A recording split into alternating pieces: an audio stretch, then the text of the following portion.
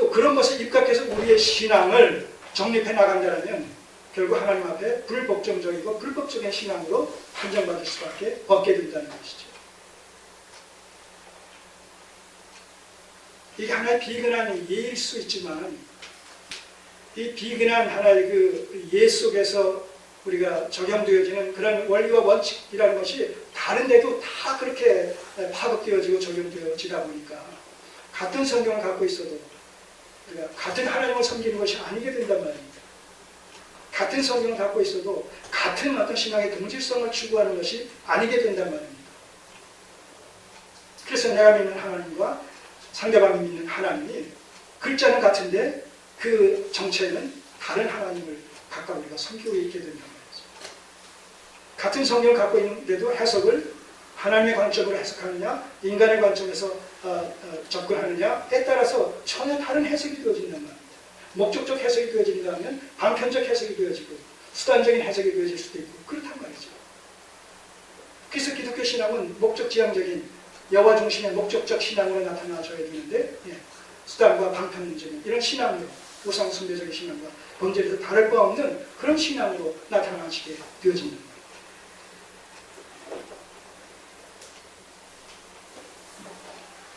7절 이사야가 가로되 무화과 반죽을 가져오라 하매 무리가 가져다가 그 종처에 놓으니 종기에 놓으니 나으니라.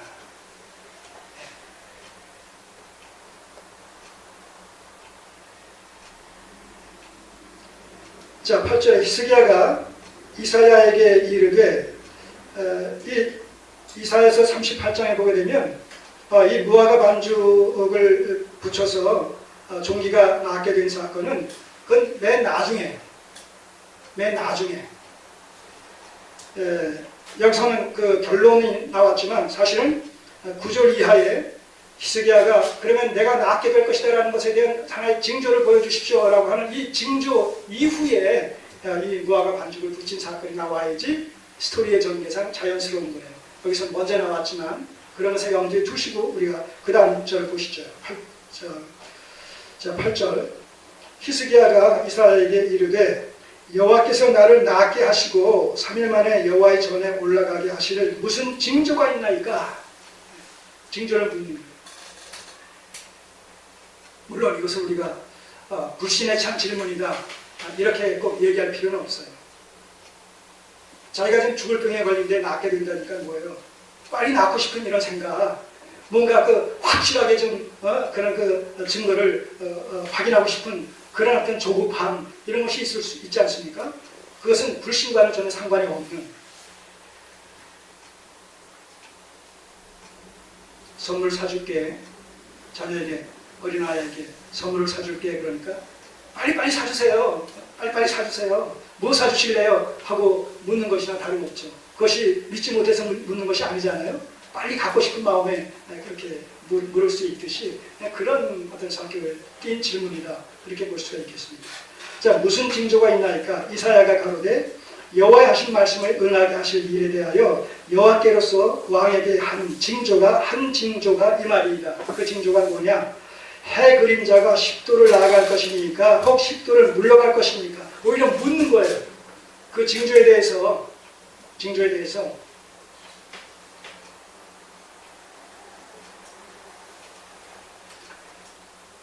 해 그림자를 가지고 그 징조를 보여주시겠다고 말씀하시는 거예요. 그럴 때 해 그림자가 10도를 해 그림자 10도를 앞으로 나가게 할 것이냐 뒤로 물러가게 할 것이냐. 자, 이 해 그림자가 앞으로 진행되어지잖아요. 돌아간단 말이죠. 그래서 1일, 2일, 3일, 4일 이렇게 앞으로 시간이 가는 거 아니겠습니까? 근데 뒤로 간다는 얘기는 뭐예요? 거꾸로 간다는 얘기예요. 그러니까 이런 일은 있을 수 있어요, 없어요? 이건 기적적인 사건이지 있을 수 없죠. 그러니까 있을 수 없는 불가능한 그런 것을 하나의 징표로 삼아서 이 히스기야의 요구를 들어주심으로 말미암아 네 병이 나을 것이라는 하나님의 말씀이 확실하다라는 사실을 확증시켜주기 위해서. 그러니까 해 그림자가 앞으로 나갈 것이냐 뒤로 물러갈 것이냐 라고 했을 때 11절에 10절에 히스기야가 대답하되 그림자가 십도를 나아가기는 쉬우니 그리할 것이 아니라 십도가 물러갈 것이니이다. 앞으로 진행되는 것보다 뒤로 물러가도록 해주십사. 이렇게 얘기를 했어요. 자, 이것이 뭐냐면 지구의 자전을 시계 방향으로 돌아간다라고 했을 때 그 자전을 거꾸로 돌리는 거예요. 거꾸로 돌린다는 의미예요. 자연의 질서와 자연의 어떤 법칙, 우주의 법칙이 여기서 어떻게든 무시되어지는 거예요.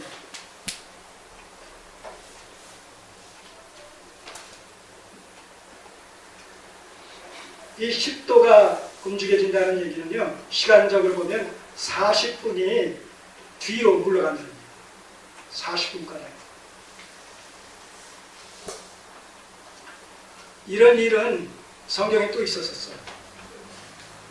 여호수아 시대에 이 아모리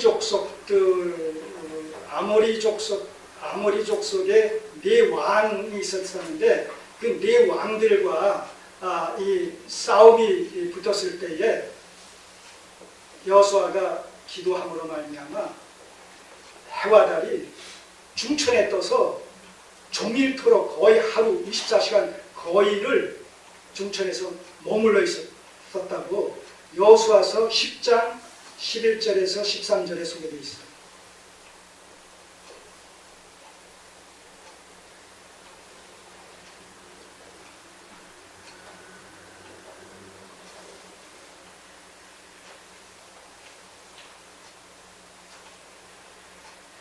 자, 그래서 10절에서 뒤로 물러갈 것을 구했어요. 11절에 선지자 이사야가 여호와께 간구하며 아하스의 이령표 위에 나아갔던 해 그림자로 십도를 물러가게 하셨더라. 여기 아하스의 이령표라는 얘기는 아하스가 바벨론에서 사용하고 있는 해시계, 이령표는 해시계입니다. 해시계. 근데 이 아하스가 바벨론에서 사용하고 있었던 그 해시계를 본떠서 만든 해시계예요.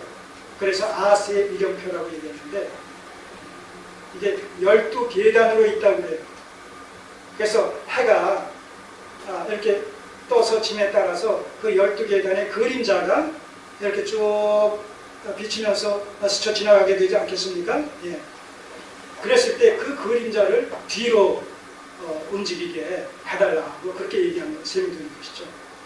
자, 어쨌든 그렇게 히스기야가 뒤로 물러가게 해달라고 했을 때 이사야가 하나님께 그렇게 간구하고 하나님께서 그렇게 행하심으로 말미암아 아하스의 이령표 위에 나아갔던 해 그림자가 십도를 물러가게 하셨다는 거예요. 자, 그러니까 이 징표는 뭐예요? 초자연적인 이적 기상이니까. 그런 의미에서 이 사건을 통해서 히스기야가 깨달을 수 있었던 점은 뭐예요? 하나님은 우주 만물의 정말 창조자시요 주관자가 되신다는 사실을 분명히 깨달을 수 있지 않았겠습니까? 그런 의미에서 이제 이 하나님의 응답된 내용들을 갖다 종합적으로 살펴보게 되면 하나님께서 왜 계시적인 사건으로서 하나님의 어떤 목적을 위해서 의도적으로 이러한 그 계시적인 사건의 일환으로 히스기야에게 죽을 비움을 걸리게 하셨느냐, 그리고 즉각 그의 기도에 응답하셔서 또한 치유시켜 주셨느냐라고 했을 때 지금 말씀드린 이런 내용들을 통해서 하나님은 언약에 신실하시고 지금 남유다는 그런 의미에서 아브라함 언약과 신해산 언약에 근거한 하나님의 친백성들이요, 히스기야 당사자는 다윗의 왕국 언약에 근거해서 하나님의 마음에 합한 왕 다윗의 왕통을 계승할 합법적인 적임자요, 그리고 하나님은 또한 이러한 그 이적적인 기사를 통해서 전능하신 자요 창조주요 주권자인 것을 깨닫게 하심으로 말미암아 지금 처해진 아수르의 침략 앞에서 대치 국면에 있는 이런 상황 속에서도 전혀 요동치 않고 두려워하지 않고 이런 하나님을 믿고 확신하면서 거기에 의연히 대처할 것을 강력히 촉구하는 그런 의미에서 이 히스기야의 죽을 병 사건과 또한 치유 사건을 허락하셨다라고 우리가 정리를 할 수 있겠다는 얘기입니다. 그러니 히스기야의 심정 속에는 뭐예요? 이제 치유함을 받았단 말입니다. 얼마나 하나님을 향한 백배 천배의 이런 그 믿음을 발휘할 수가 있었겠으며, 지금 아무리 아수르 군대에 대치하고 있다선 칠지라도 두려움 없이 거기에 의연히 또 맞서 싸울 수 있지 않았겠습니까? 자, 그럴 뿐만 아니라 결과는 어떻게 됐어요? 하나님께서 한 천사를 보내셔서 그 밤에 이 18만 5천 명의 이 아수르 군사를 살해하심으로 말미암아서 대성을 거두고 사내립 왕은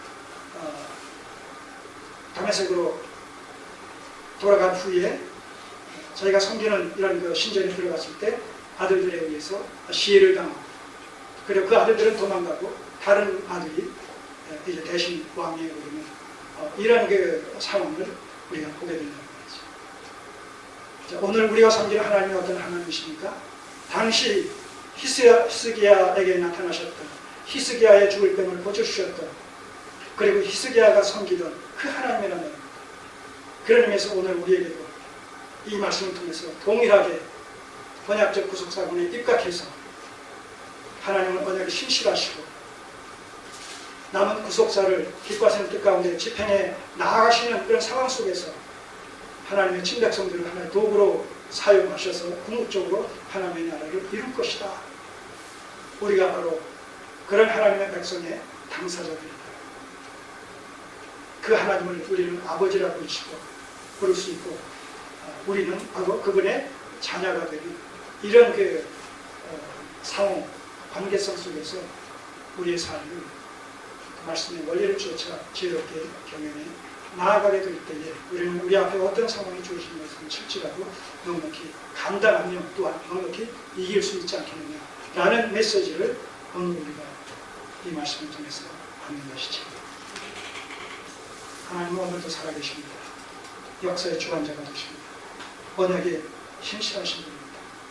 성경에 약속된 모든 약속들이 그리스도 안에서 성취됐을 뿐만 아니라 이제 나머지 재림 약속을 향해서 이 구속사의 시계바늘은 오늘도 쉼없이 째깍거리며 돌아가고 있을 뿐만 아니라 우리의 삶이 바로 그 구속사의 한 경점에 접촉되어져서 구속사를 이루는 그런 주인공들로서 당사자들로서 우리의 삶이가 선형되고 있다는 사실을 염두에 두시고, 현실과 무관할 수 없지만 현실에 매이지 않고 현실을 넉넉히 극복할 수 있는 그런 믿음과 신앙으로 승리하시기를 축원합니다. 기도드리겠습니다.